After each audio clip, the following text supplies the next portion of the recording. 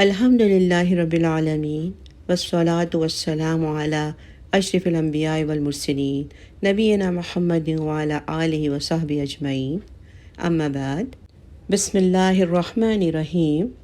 نبی کریم صلی اللہ علیہ وسلم کسی بھی کام میں بدفعلی اور بدشگونی کو نہایت ناپسند فرماتے تھے۔ سیدنا ابو ہریرہ رضی اللہ تعالیٰ عنہ بیان فرماتے ہیں کہ نبی کریم صلی اللہ علیہ وسلم کو اچھی فعل حیران کر دیتی تھی، مگر بدشگونی اور بدفعلی کو آپ صلی اللہ علیہ وسلم نہایت ناپسند کرتے تھے۔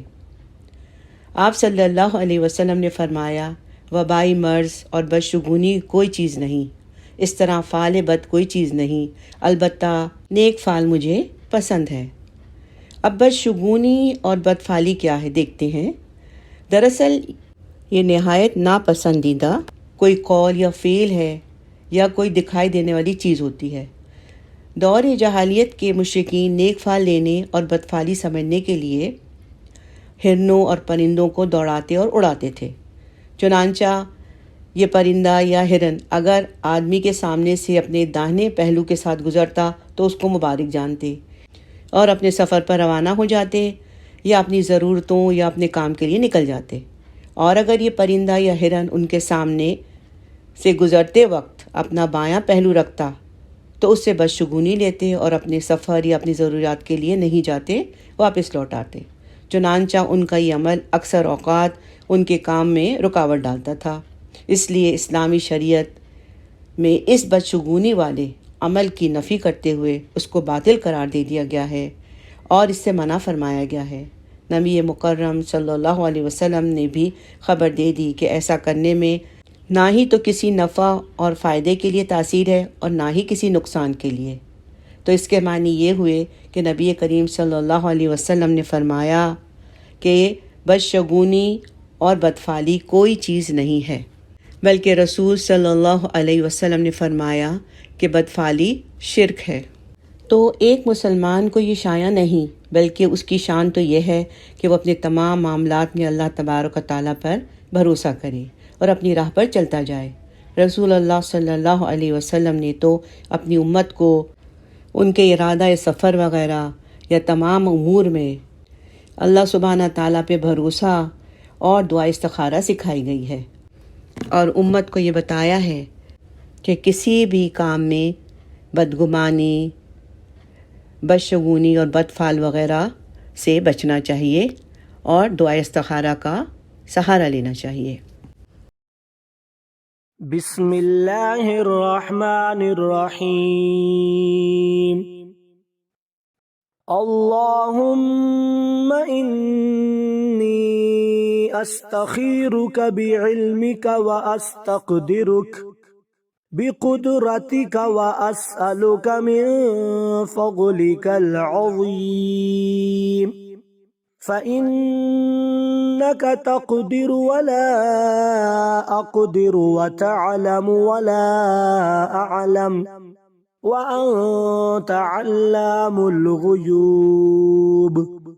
اللهم إن كنت تعلم أن هذا الأمر خير لي في ديني ومعاشي وعاقبة أمري فاقدره لي ويسره لي ثم بارك لي فيه، وإن كنت تعلم أن هذا الأمر شر لي في ديني ومعاشي وعاقبة أمري فاصرفه عني واصرفني عنه واقدر لي الخير حيث كان ثم أرضني به۔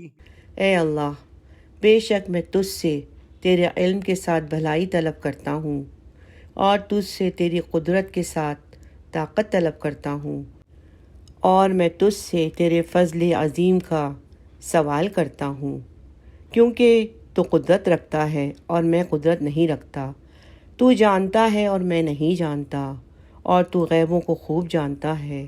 اے اللہ، اگر تو جانتا ہے کہ بے شک یہ کام، یعنی جس کام کے لیے استخارہ کیا جائے اس کا نام یہاں پہ لیا جائے، میرے لیے دین، میرے معاش، میرے انجام کار کے لحاظ سے بہتر ہے، تو اس کا میرا حق میں فیصلہ کر دے اور اسے میرے لیے آسان کر دے، اور پھر میرے لیے اس میں برکت ڈال دے۔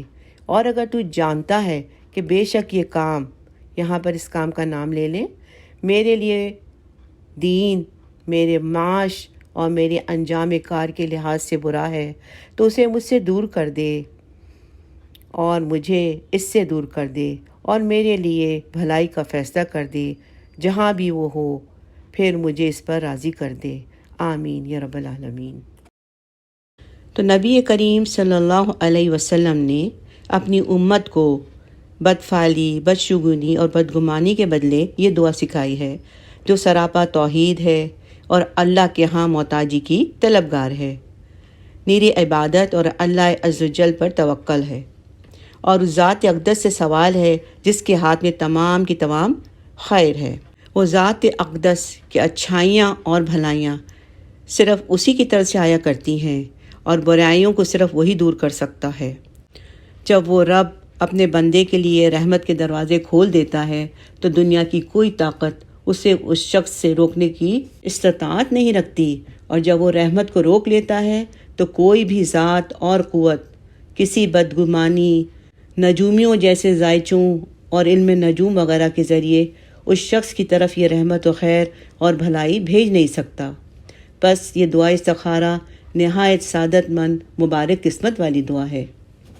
یعنی یہ استخارے کی جو دعا ہے، اللہ سبحانہ تعالیٰ پر توکل اور معاملے کو اس کے سپرد کر دینے کے برابر ہے، اور اس ذات کبریائی کی قدرت اور اس کے علم کے ساتھ قسمت کو طلب کرنے کا نام ہے۔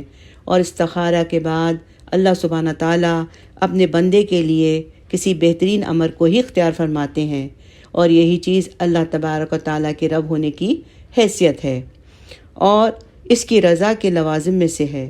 اور وہ بندہ کہ جو اس طرح کا نہ ہو تو وہ ایمان کا ذائقہ چکھ ہی نہیں سکتا، اور اگر وہ استخارے کے بعد اس پر راضی ہو گیا جو اس کے مقدر میں ہے تو یہی اس کی سعادت مندی کی علامت ہے۔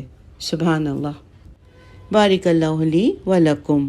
الحمد للہ رب العالمین والصلاة والسلام علی رحمت للعالمین۔